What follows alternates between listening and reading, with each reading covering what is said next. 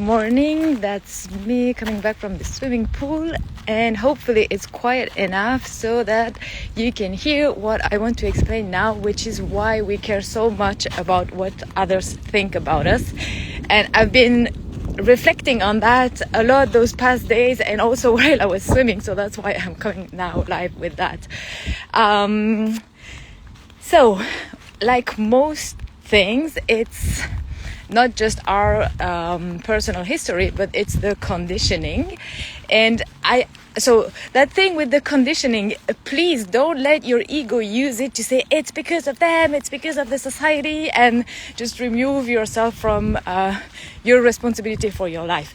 But it's just to understand why it's so ingrained in our brain. And I've been reading for a while now, because it's a very thick book that is called, let me pronounce it in French, the Decameron by Boccaccio. And it's a book that was written in the 14th century, and it relates the adventures of a group of young people right after the plague. It's worth just reading the introduction to the book, because if you think back of the beginning of COVID, it will sound very familiar. So just for that, it's really kind of fun. In my opinion, it was fun. But then if you read the story with a bit of a sociological eye, you will see like it's crazy how women are treated, but also how men are treated. Like, it's horrible. And what is very clear in this book is that the reputation of the family matters more than anything else. It matters more than the individual. It matters more, like things that keep happening in some places on the planet. But it's easy for a father to kill his daughter because she had an affair with someone, or she was raped, but they say it was an affair with someone. For instance, that's one of the many things that happen in this book. So it dates back to the year 1300, and I can't remember when it was published, but 1350 something maybe. And we are almost 1,000 years later.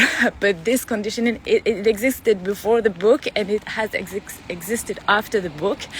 And so it means that what others think about us, of course it's important to us, because if someone thinks something bad that is going to like hurt our reputation or the reputation of our family, basically we are at risk of being killed, depending on the story. And it also applies to men, but it's just even worse for women.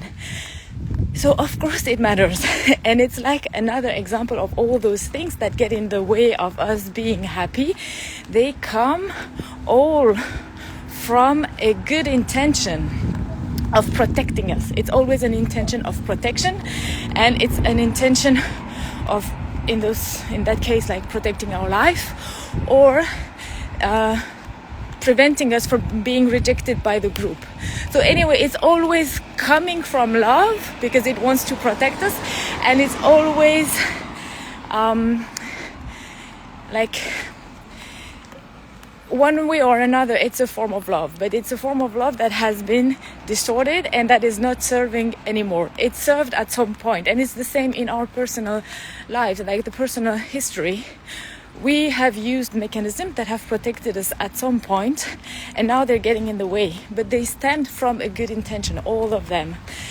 So if you can, with this, like my intention with this is just to say, if you care about what other people think about you, there's a good reason behind that, and that is I think probably the biggest origin of that fear of, but what other people are going to say about us, about me, if I do this, if I don't do this. So it's not it's no surprise if you care about that. Then don't let that dictate your life, because it's not relevant anymore. That's not how things work anymore, at least on, I would hope, the majority of the planet. I hope so. So yeah, it doesn't mean that it's easy to not care about what others think about us, and it's you can intellectually understand it, like all that I've just explained, and you can see that like living your life according to other people's opinion. First of all, it's impossible because everyone has a different opinion on how you should live your life, and then it's going to make you very unhappy because this is not how you want to live it. And if now there was something else, but it just went out of my mind. It's gonna come back.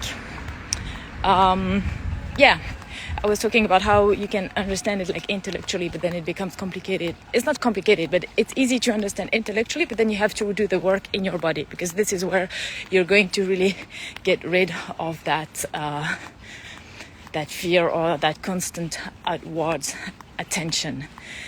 And it doesn't mean that you completely forget about what other people think about you, but it just means that you get the skills to work on it and do something good with it, like in a different way, instead of letting it direct your life. Okay, I hope that was relieving, or I don't know, giving you hope, and wish you a beautiful Sunday, and I will see you soon.